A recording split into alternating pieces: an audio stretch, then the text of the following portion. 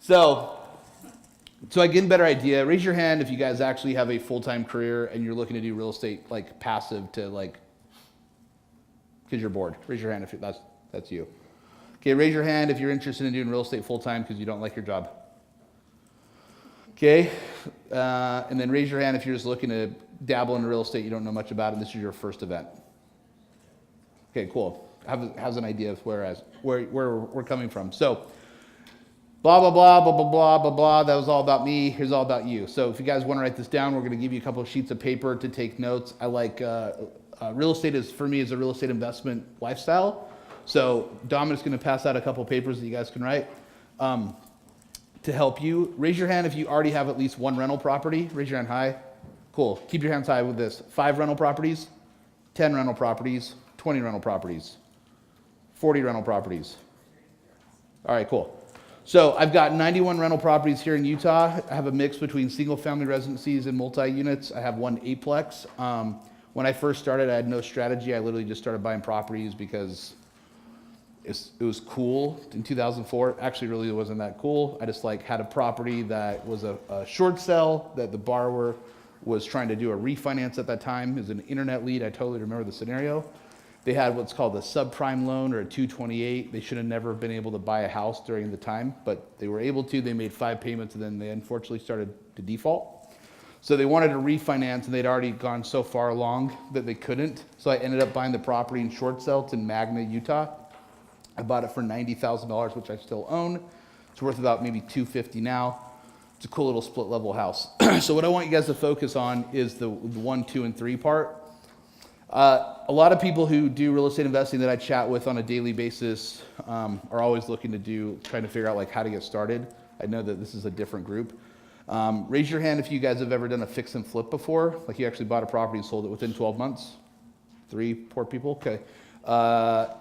So I have a better idea. What is the purpose that you guys came today? Brainstorm. Come on. Why'd we come? Why'd you come, sir? To find out from the experts stuff that I don't know that I need to know. Okay, there's a lot of experts. I would have gone to Mark Kohler if I wasn't speaking. Okay, so the good example. Why else did we come? Learn from experts. What else? Networking. Who are you trying to network with?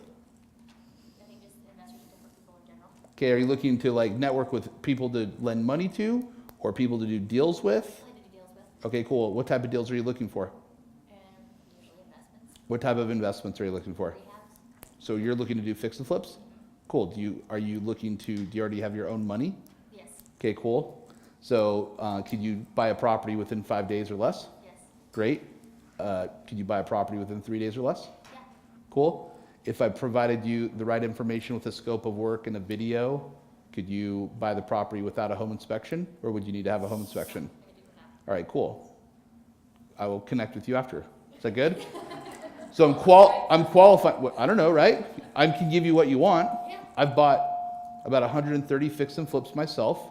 Assignments, that means we put properties under contract and assign them to other people. I've done about 300. So I have a good idea within Salt Lake, who can buy and who can't.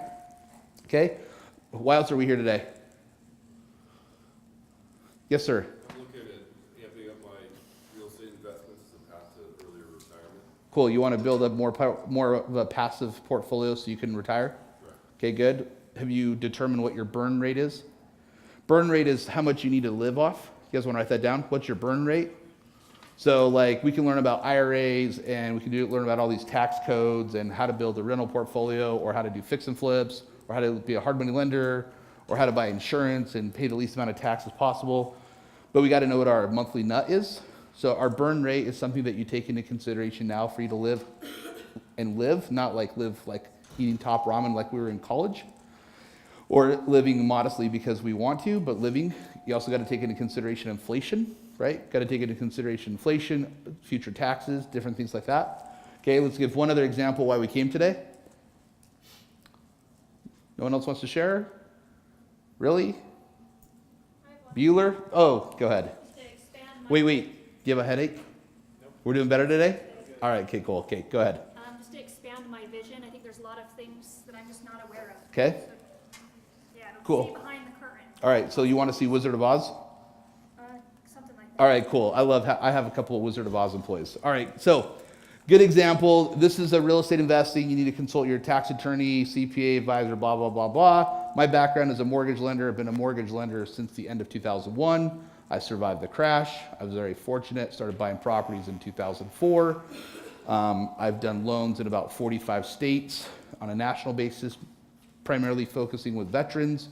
I also have gone to a lot of different states to go vet and buy properties. I've chosen not to do that because I just don't want the risk versus the upside, and then having the team, it's cumbersome in and of itself to do it here in Utah. So a little bit about myself. I love characters. I'm a character. I wore my shoes on purpose that had a tag. Okay, I want you guys to get it like, oh, this guy's a real guy. He's not just wearing a suit, blah, blah, blah. Come on, you guys gotta life it up a little bit, okay? So a little bit more with why I decided to help and share with this is my family. I think it's super important. You can make all the money in the world, but if you get divorced, you're gonna lose half of it. Half of my friends I'm 40, have been divorced. They make a lot of money, they get divorced, half it goes away, their heart gets ripped out. I think it's super important to have a balance in life, right? Different things happen. So this was taken a couple years ago. That is my wife. Those are my kids. That's my stepdaughter. She ironically was born the day I went in the MTC in 1997. It's kind of a funny comment, right? So there kind of gives you a background with me. I love experiences. So does anyone like soccer? A couple people. So last year I went to the Real Madrid FC Barcelona game, saw Cristiano Ronaldo play against Lionel Messi. I like sharing this example because my friend Dominic in the back, we were talking about goals for 2017, and he said, I always wanted to go to this game. I'm like, oh, this is a cool thing. I'd like to go to this game. So I wrote it down, and then I took some action items and just went on a trip. So why I'm giving this as an example is I think a lot of people that I talk to at least want to do real estate investing because they don't like what they're doing or some other reason they're trying to figure it out. I think it's really important to utilize real estate investing to enhance your lifestyle, because if you have a better lifestyle, then it's a lot more rewarding. So my kind of opinion is I don't want to go and just save up and save up and save up and wait until I'm 50 years old or 60 years old and say, okay, now I want to do stuff. I like to do things while I live because it's important because life is short. So I'm going to focus on a couple things with this. You want to write down starter, builder, and ender. A starter is a real estate investor who's been investing less than 10 years. They do not know what they're doing because they're all over the place. They normally haven't survived a cycle.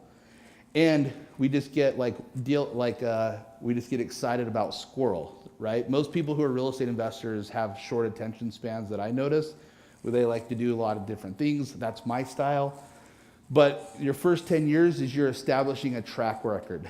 Okay, a builder is years 11 through 30. I learned this from a gentleman named Peter Fortunato. He lives in Florida.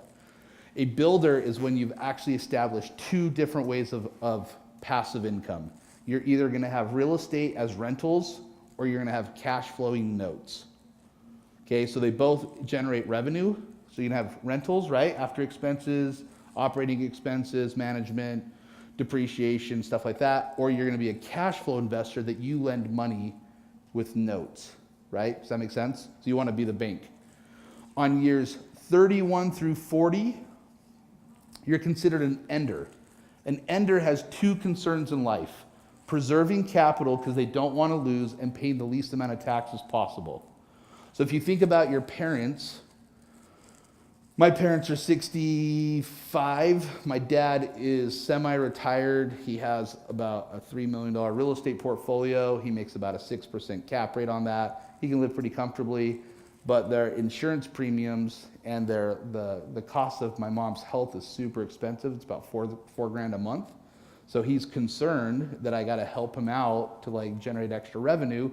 So he lends hard money and other things like that. Okay, so preserving capital and paying the least amount of taxes, because most people in their 60s don't want to go and hustle more or work. They want to be able to relax. So that kind of gives you my perspective of how I look at real estate investing, so I can help you guys out too.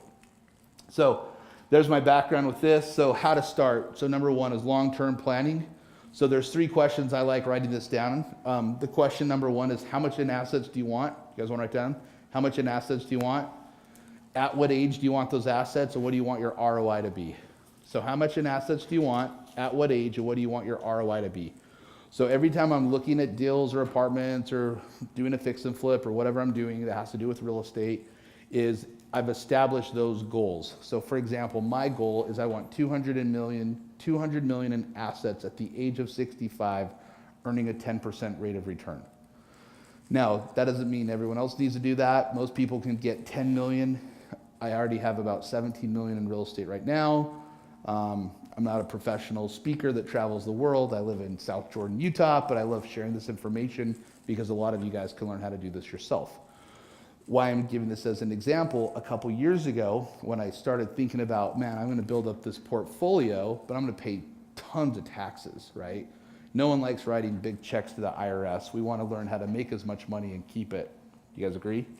So what kind of made me shift is learning, okay, how do I do things better now so I can build up my portfolio, still earn an awesome rate of return, but pay less tax? Raise your hand if you'd like to make a lot of money and pay less tax. That's why we're all here. And we're in Provo, Utah, the most conservative city in the whole wide world, right? Okay, so I went to UVHS. I wasn't smart enough to go to BYU, so I'm gonna throw little jokes in Provo. So, it's a good joke. Okay, so little more with that. Starter investment strategy. So as we talked about, your first 10 years were all over the place is because we're establishing a track record. I want to talk to the audience and be considerate with this. If you've been investing for more than 10 years, please raise your hand. We got 3 people. Cool, okay. So a couple ideas of how to utilize real estate investing. I like having a full-time career and investing. So my full-time career is a mortgage professional. I've been a mortgage professional since the end of 2001. I still enjoy it. It's the only time I feel like I can talk to normal people and not be on the clock. When I do real estate consulting, I charge $1,700 an hour. I prefer not to do hourly consulting like that because I'd rather have people learn collectively versus me trying to help you how to figure out the first 3, 5, 8 years. So the reason I'm with that, I'm very, very, very conscientious of my time while I'm at work. I got what's called work mode Matt and then fun Matt. Work mode Matt's really disciplined. I got a lot of things going on. And then after work, I'm like, oh, I don't really care and just have a good time because I know time is the only thing that we can't replace, right? Life is short. A couple years ago, my business partner at the mortgage company that I worked with passed away in an ATV accident. I saw him on Thursday, broke his neck on a Friday. He's 43 years young. It really gave a shift in my life of like, holy cow, there's way more to work. And that's when I started like traveling more, spending more time with my family and other things like that. And hopefully I can give you guys some ideas that you guys can implement while you work and be disciplined with your time so you can build wealth for yourself. You guys agree with that? So here's my background. These are all these different ways to invest. I'm gonna focus on 2 primarily right now. One's fix and flipping and one is doing rentals. The reason I want to talk about fix and flipping is most people want to do fix and flips because they need more money to buy rentals, right? So if you had a bunch of money, you're not going to go do a bunch of fix and flips because you're going to get taxed as ordinary income. You're going to do probably more passive, like I don't want to pay a lot of tax. I was the complete opposite. I started buying rentals first because I didn't even think about doing fix and flips. I owned 26 rentals before I bought my first fix and flip in 2008. I was just a really, really good saver and I knew how to leverage really well. So then I was like, oh man, that's why when he shared the bio of like, I literally just made $500 on my first fix and flip and I did everything wrong. I'm gonna share 3 quick tips that everyone does wrong the first time. Tip number 1, don't over improve the property. Okay, so establish a budget, write it out, brainstorm who your listing agent is ahead of time, and then go with your budget. Okay, in our market since 2011, what's the market done in Utah? Just go up, right? Utah's just go, woo. If you haven't invested before 2011, you don't know any difference. You just see it's going up, going up, going up, and it makes a lot of us look really good, even though we don't know what we're doing as much, okay? Tip number 2, you need to make price adjustments quick enough before the market makes you do it.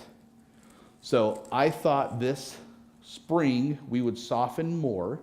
I'm wrong, which I'm totally okay with this. So I chose to buy less fix and flips in the fall because what you buy in the fall, you normally carry it through the winter and list in the spring. So we've had some good pops. I just listed a house about 3 weeks ago. We got 5 offers in Murray. And then we're about to list a house today. So we're gonna list it really competitive so we get multiple offers because I wanna move my inventory quickly, okay? Here's tip number 3. Don't sit on the property during the winter, okay? So if you've sat on it through a cycle, You're gonna have a lot of different deferred maintenance, water damages, roof challenges, slip and falls, different things like that. I currently have a $1 million lawsuit that I'm in that I get to go to court in about a month for. It's nothing that I did on purpose. Someone just happened to slip and fall on one of my properties and they're suing me for my insurance policy. I like to be super transparent so you guys can learn what to do differently. So I think insurance is really important. I also think having an LLC is really important because it's important to know like, hey, what's the upside, what's the downside, and can I live with it, right? So it's not like we're learning these things in books. This is just real life experience so you guys can get better results. So hopefully if I didn't scare you out of investing, we're gonna get to some good stuff, okay? So here's 2 examples of how people buy most properties, and I'm gonna focus on most of us have been doing it less than 10 years, except for the 3 people that raised their hand, if that's okay. So I think I'll give you guys a couple extra tips. So you can normally buy a property, put 20% down. You can do that all day long. I think that's a great way to get started. I also think you're gonna run out of cash really quickly. So how I bought my properties when I first started is I would buy a distressed property that needed a bunch of fix up. Sorry that this is echoing. I would buy a distressed property. Could you fix it? Not you, it's me. That's what my wife says too. All right, cool. No big deal. Yeah, thanks. So I buy a property that needs a bunch of work. We would normally buy it at the auction or a short sale or a private sale. All these opportunities are all over the place. You just don't know that they're there, okay? There's tons of people that you can buy these properties from. The reason we would buy them with a private loan versus getting an institutional loan is normally you gotta close quick, and the second thing is the house is not loanable. The roof could be beyond repair, the furnace might not be functional, different things like that, okay? So I think that's important for you to take into consideration of what type of properties you wanna buy. As you can see on the left, you buy a property in today's market for 250 grand, you can totally still do that in Utah. Utah County, you can still buy. Salt Lake County is pretty challenging to buy a property for 250 right now, but I love Weber and Davis County because I would rather buy in Salt Lake because of the overall economy versus going to the Midwest. I've been to Kansas City, I've been to Tennessee, I've been to Kentucky, I've been to Detroit, Michigan, been to a lot of different places to go vet properties, and I just really love the local Utah economy.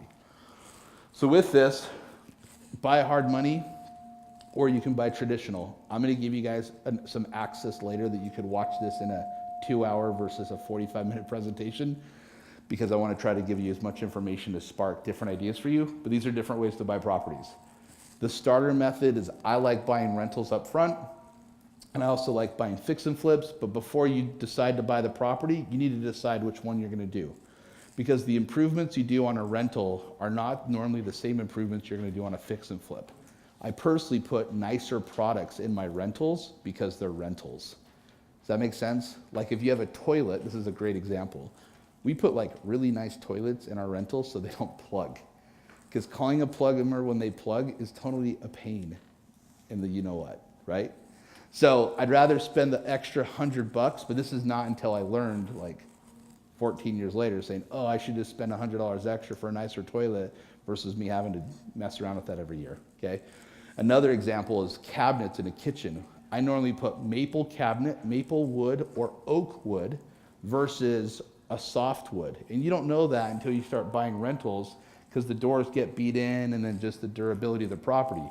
Where on a fix and flip, we're putting in thermofoil white doors and no one cares what they are, they just care that it looks cute. Okay, so there's a difference of what you do.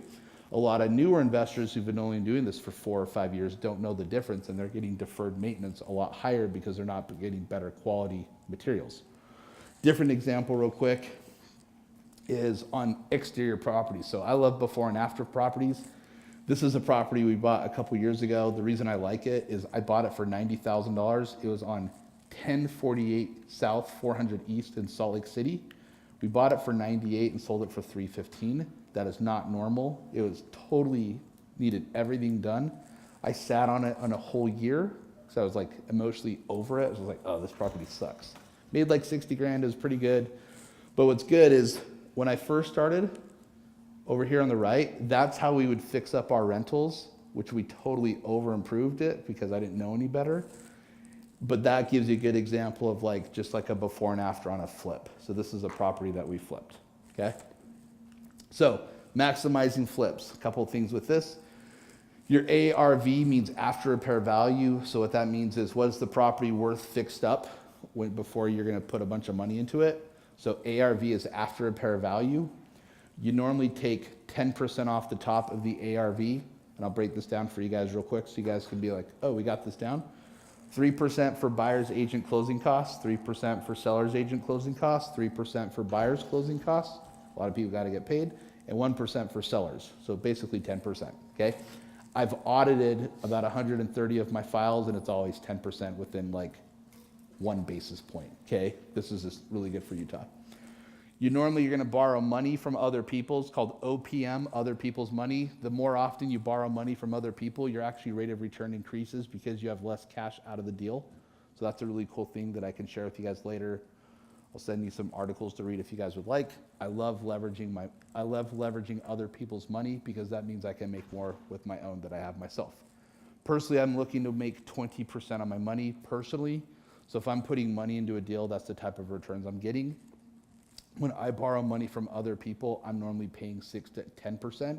Depends on how long the note is for or what type of opportunity they're looking for. Just to kind of give you an example. Most people are super happy earning 7% compounding all the time because they're not going to lose. That's why some real estate investors prefer notes, because they're collateralizing or borrowing, they're loaning another property. Okay, so a cool example on this: if you fix and flip a property that you buy for $160, put $30,000 into it, and make a net profit of 25 grand, that's pretty good. You can do that in about 3 to 4 months. People are doing it in today's market. I saw 5 of my clients that are consulting clients that are here, that it's awesome that if you learn how to do it, you can totally make those returns. Some people make more, some people like me. Yes, go ahead, sir. Can you run through the? You look like Sean Penn, by the way. Good looking guy. You're welcome. Except I don't smoke and I don't have girlfriends that are a lot younger than. Well, that's okay. I didn't say you have to have his actions. I just say you look like him. All right, go ahead. Can you run through your transaction fees again real quick? It sounded like, I get the buyers and sellers agent commission. Sure. Then you said another. 3% for sellers closing costs, 1% for sellers closing costs, 3% for buyers closing costs. Oh, closing. Yeah. Okay. So I'm budgeting that I'm paying for most of my buyers closing costs, because as a lender for 17 years, I know most people don't have 5% down and then an extra $5,000 for closing costs these days. So I just price my houses accordingly so I can move them. So I kind of factor those in up front. You're welcome. Great question. So here's what I like about rentals versus fix and flips. Basically, you're going to create longer wealth by holding rentals, because 3 things work in your favor. 1, as long as you do this correctly.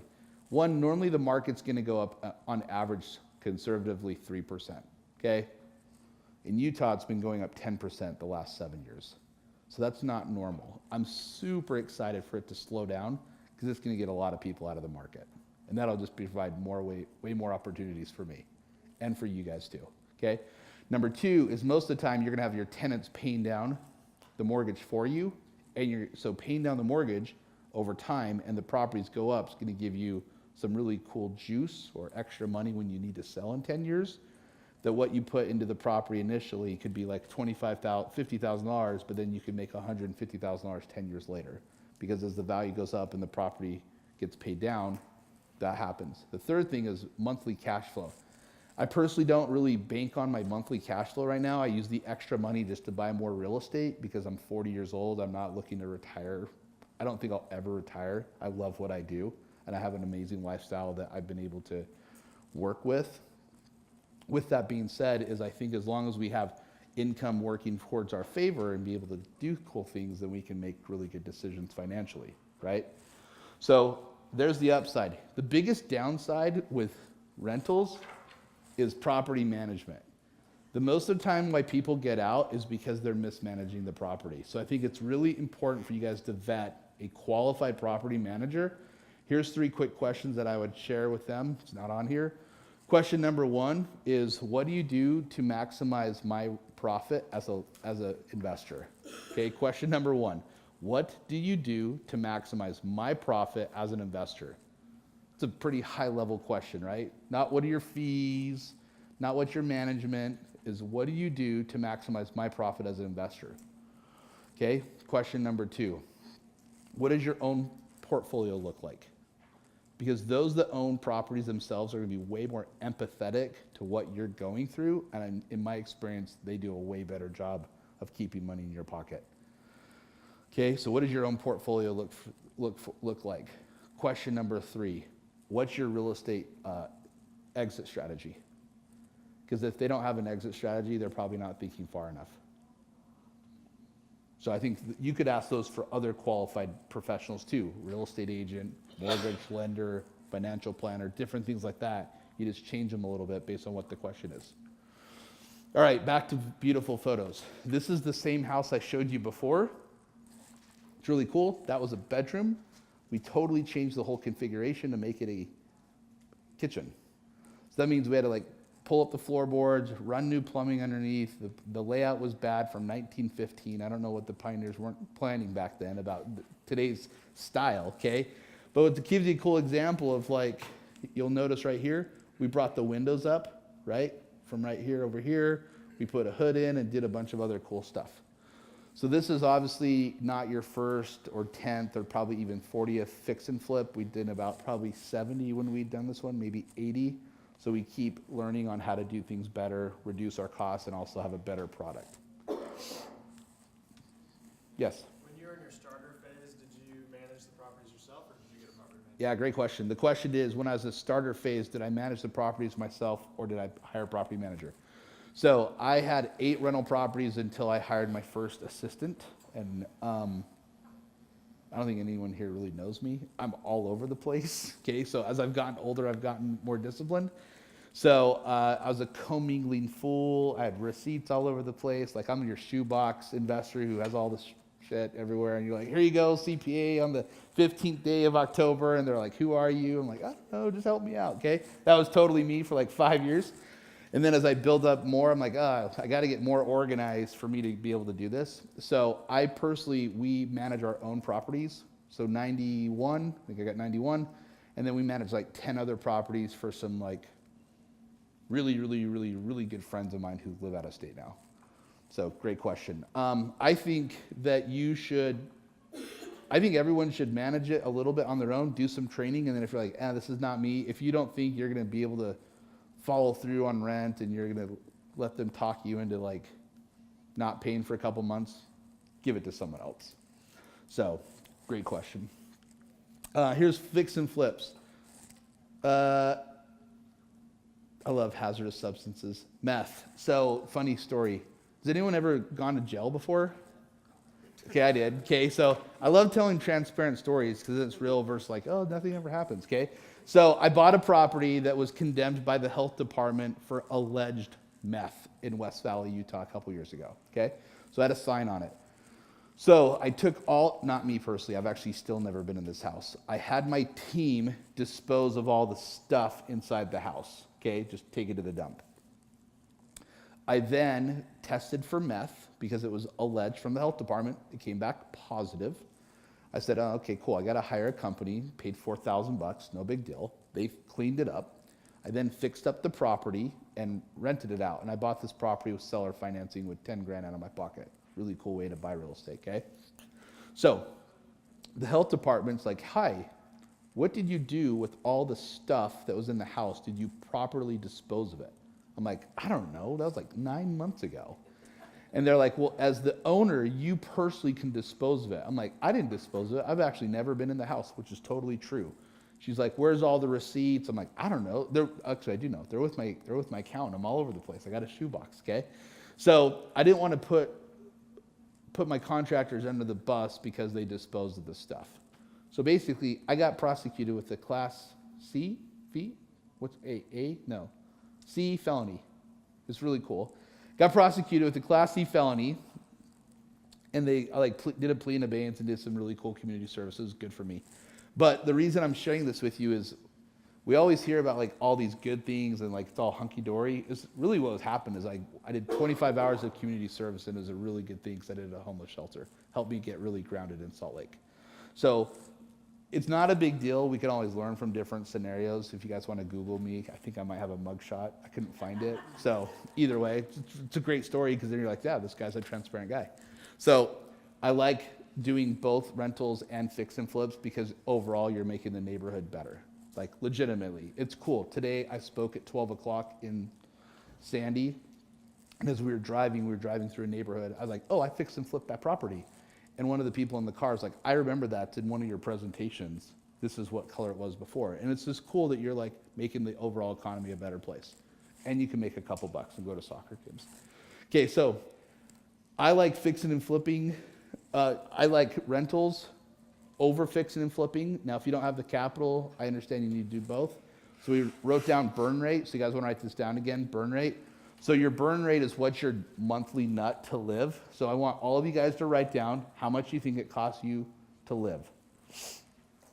That includes taxes, charitable contributions, eating out at Goodwood Barbecue, the Cougar Club.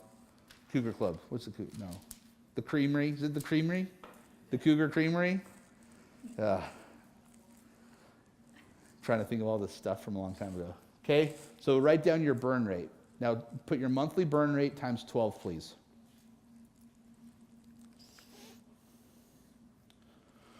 So I'm a simple math guy. Let's just do 10 grand a month to live. And some of you guys might be like, holy cow, I'd love to make that and live. Or other of you are like, that's not enough. But we'll do 10 grand.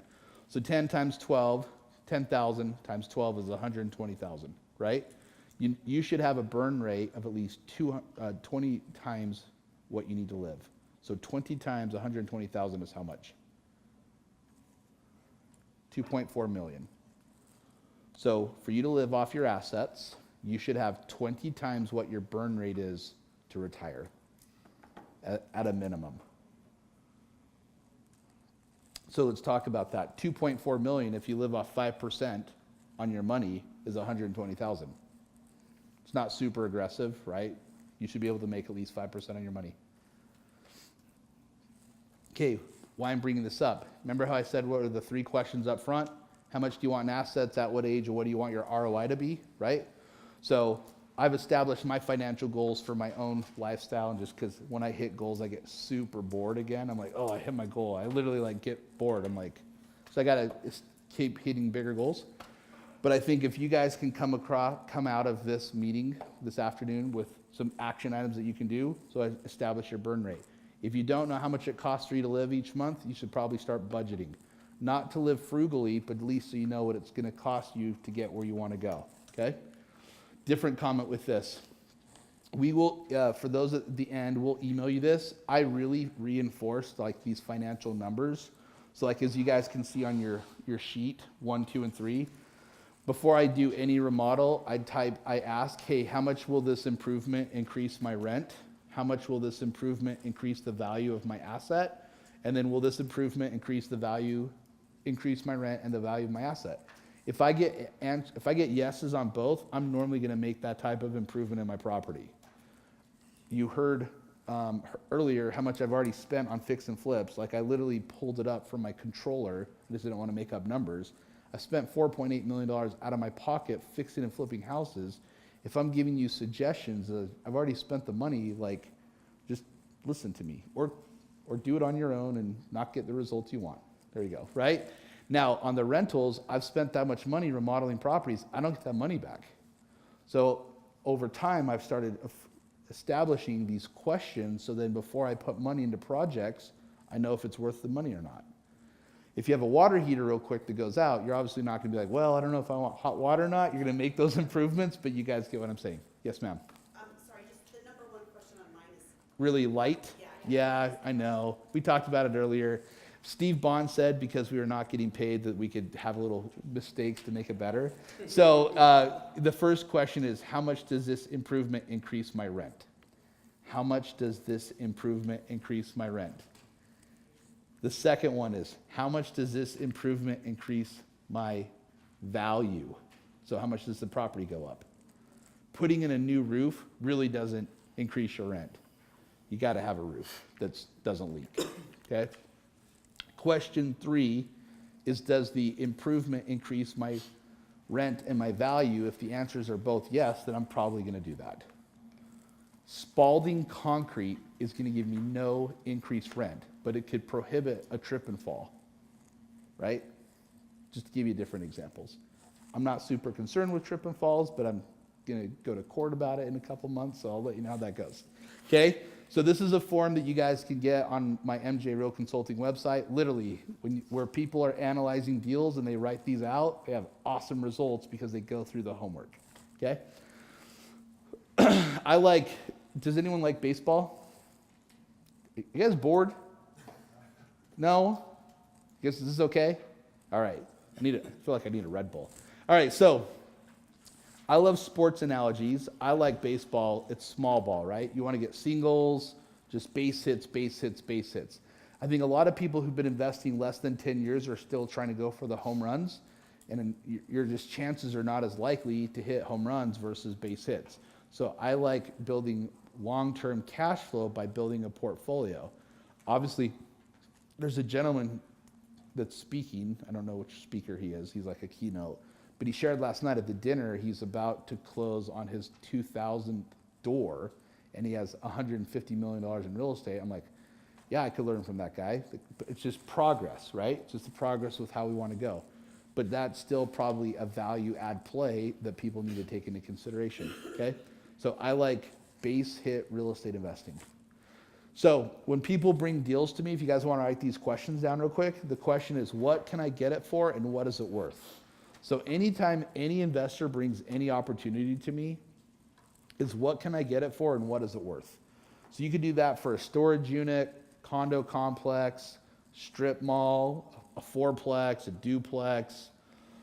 I don't think you could do that with Bitcoin. I'm not a Bitcoin expert, okay? But with real estate is how does this investment help generate cash? Because most of us want cash flow to live on. Most of us are not just buying land in the sticks and letting it sit for a long, long time, unless you want to put your trailer there. Spring City. Is it Spring City, Utah? I swear I got like 5 clients that have trailers in Spring City. Okay, so what is it worth and what can I get it for?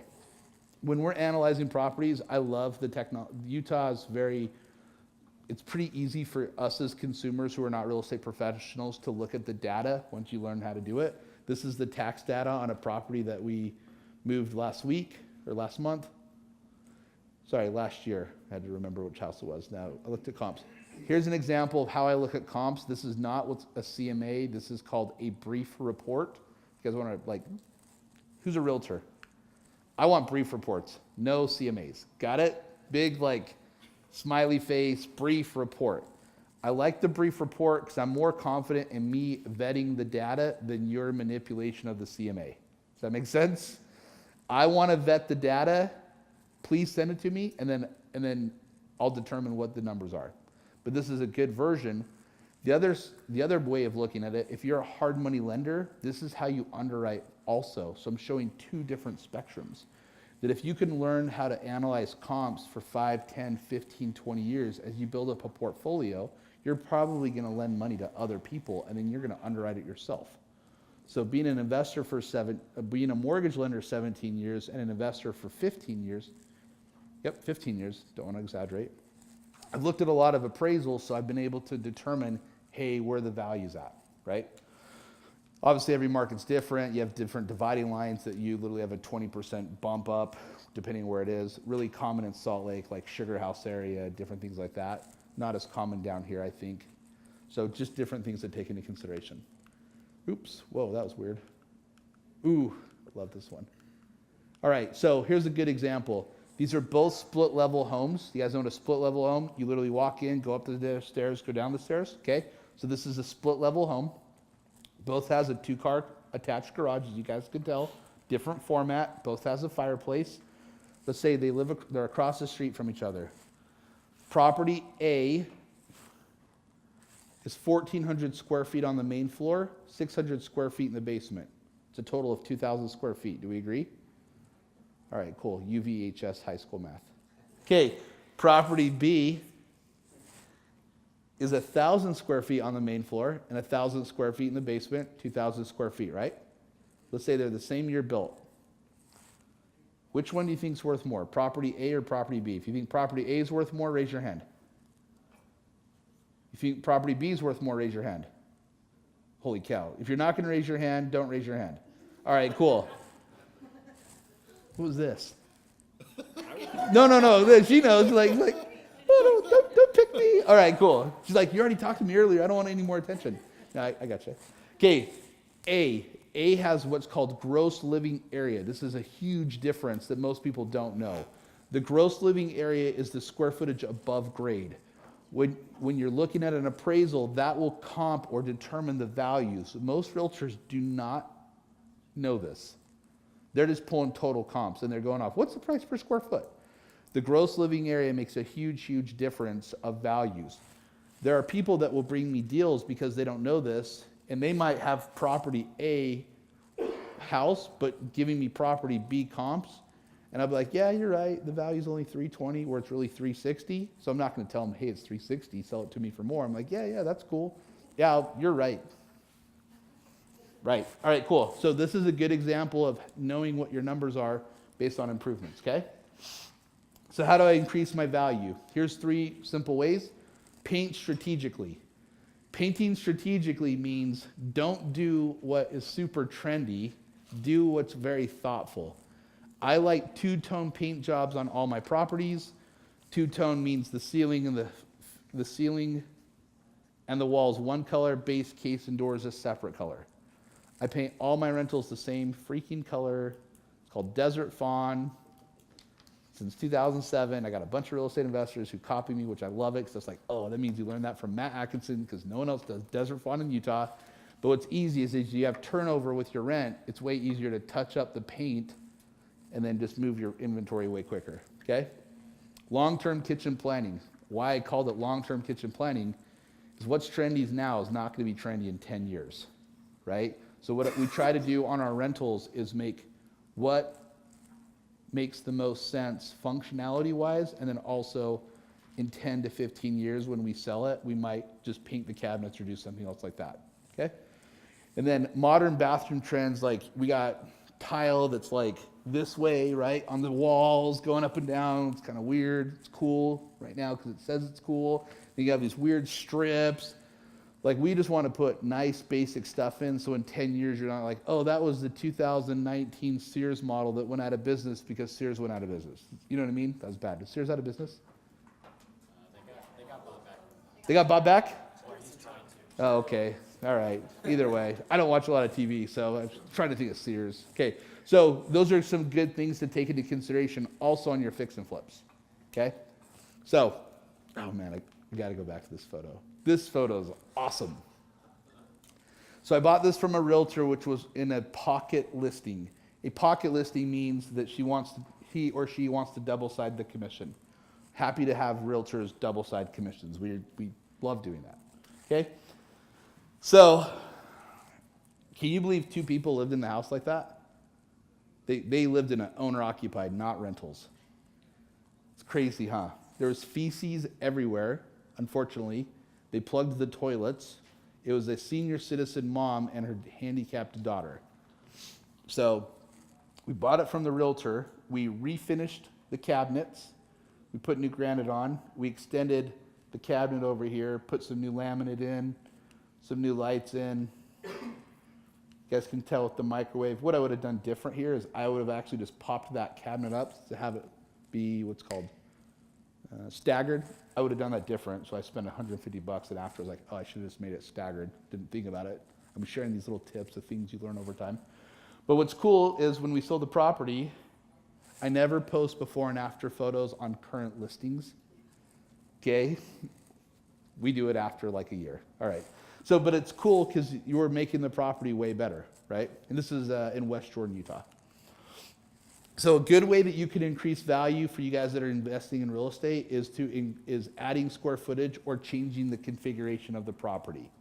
So I'm going to give 3 quick tips with this. Number 1 is if you can add an extra bedroom to increase rent or resellability, that's really good to do.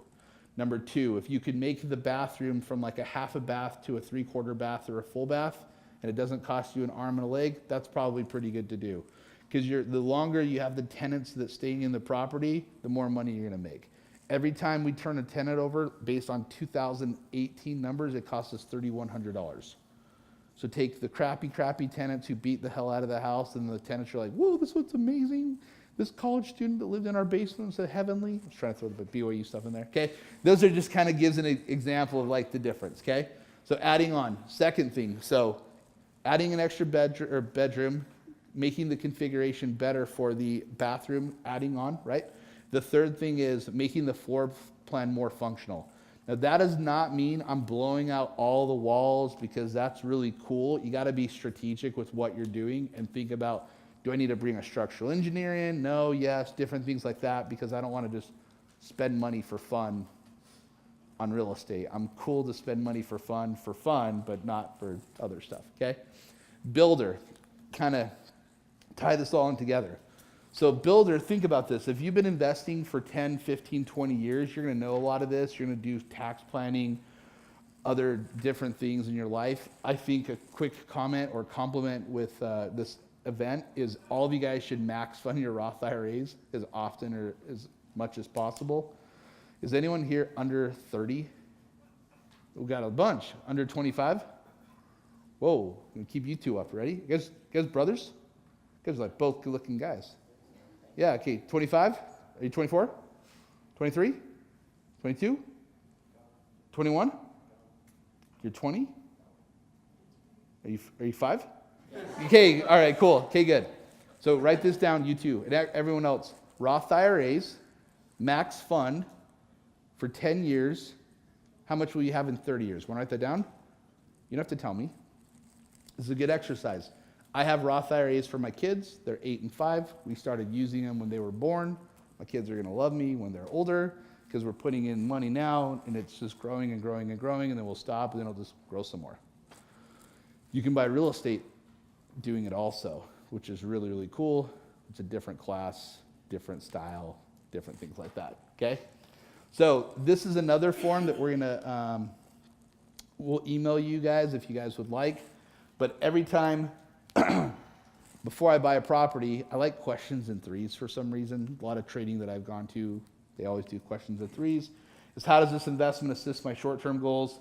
How does this investment assist my long-term goals? And how does this investment assist my short and long-term goals?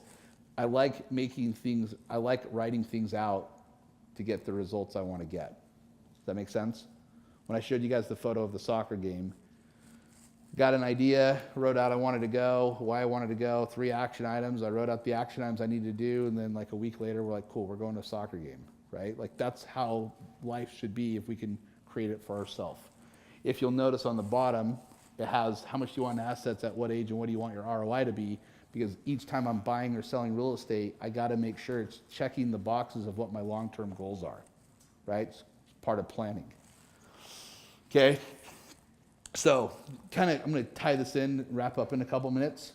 So we covered a lot of stuff, right?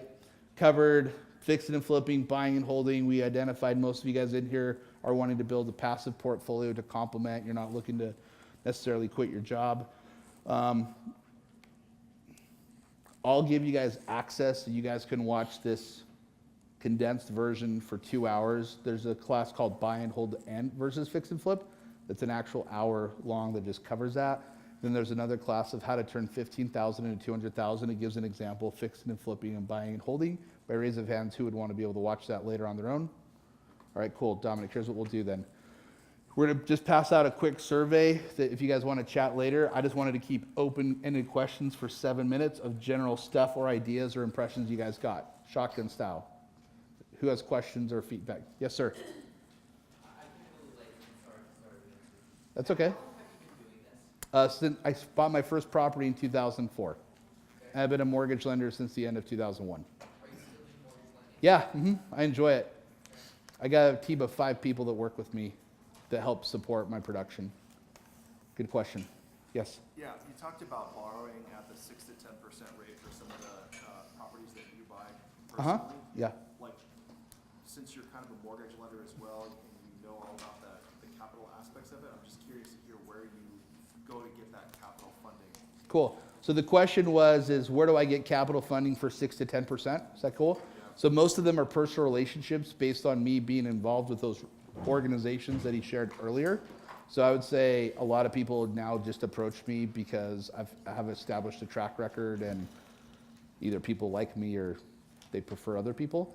So as starting out, you're going to develop your own relationships with people. I don't actively go out and solicit it. It just comes to me now. Great question. A couple other questions or ideas? Yes, sir. Sean Penn? Sorry, Sean Penn doesn't date young girls and doesn't smoke. Gotcha. Go ahead. When you get into the $2 million property, what kind of financing are you using? So when if I buy an apartment complex? Yeah. Yeah, so if I was gonna buy an apartment complex right now, I would probably sell 3 of my single family residencies. Probably 4, probably have to sell 4 single families that have $100,000 in equity, do a 1031 exchange. So if I buy it for $2 million, put down $400,000, finance 1.6, a lot of commercial lenders will do that. So you're using commercial lending? Yeah, yep. What kind of a term are you? I try to get the longest term possible. So most on commercial is between probably 20 to 25 year terms, but they normally have about 10 to 15 year balloons. Good question. We'll do 3 more questions. Real quick on your survey, if you guys would like to fill it out. Basically, you can just write your name, your phone number, how much you expect to make this year. The reason I like to know what you expect to make this year, it gives me an idea of where you're at. I like to know what people like to make next year, because then I know what kind of person you're thinking of. My goal this year is 4.4 million in gross revenue sales. That includes mortgages, rental portfolio, before expenses, assignments, other stuff like that. So it gives me an idea of like where you are and like what type of dreams or things you're doing. And then if you can put your 3-year income goal, most people can't think past 3 years, right? So kind of see where you are 3 years, where you want to go. Then you can just do 1 through 5 with the questions. And then what we'll do is, for those of you guys who filled it out, we will contact you, email you guys the 2 workshops and the access to the forms on Monday. And then if it makes sense, we can do a 15-minute, 20-minute evaluation over the phone to see how I can help you guys get farther along if you'd like. There's a couple other people that raised their hands real quick. Yes, sir? Yeah, just on the income part, so you're looking for just total income, Yeah. not just real estate. Yeah, not just real estate income. Yep, thanks. Good question. Yes, ma'am. And how are you finding your properties? How am I finding them? Yeah. Good question. So I just taught a class at 12 o'clock was how to buy real estate not on the multiple listing service. Was it here? Is it a different event in Salt Lake? There.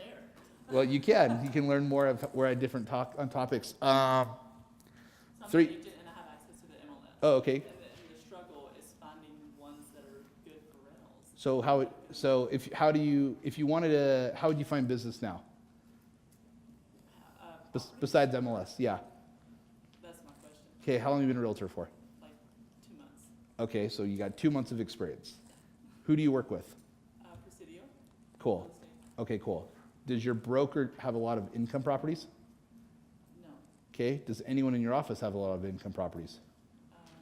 Personally, Yeah. no, they manage. Okay, cool. Then I'll share 3 tips with you having 2 years of experience and your broker doesn't have a lot. Is that okay?